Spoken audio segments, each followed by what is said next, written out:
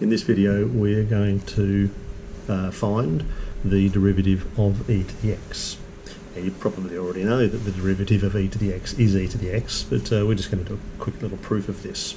So we start with our function that y equals e to the x, and then I'm going to change this into logarithm form.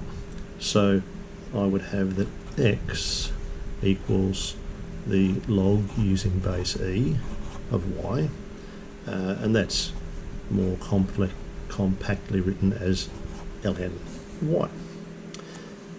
Now I want to take the derivative of both sides, and I have to do the same thing to both sides.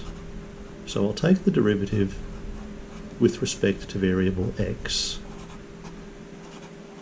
so d over dx of both sides.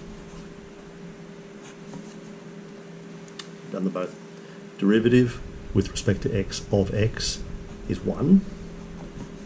Now this is a little strange. How could we take the derivative with respect to x when we don't have an x variable sitting over here? So this is what we're going to do. We're going to say, I really want to be able to take the derivative of this expression with respect to variable y. But I can't just suddenly change this for no apparent reason.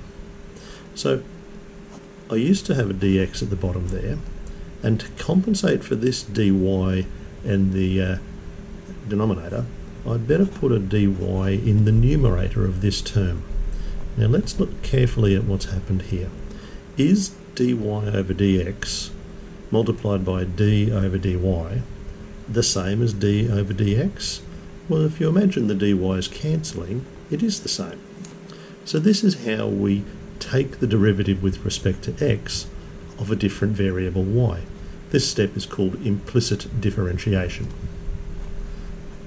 So the dy dx part will still be there, and the derivative of ln y using y as a variable is 1 over y, as we saw in the last video.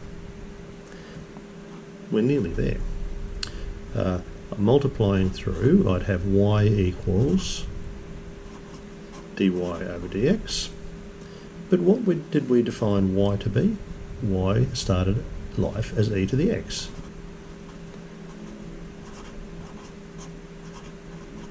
So we now see that starting from y equals e to the x, dy over dx is e to the x. And we're done.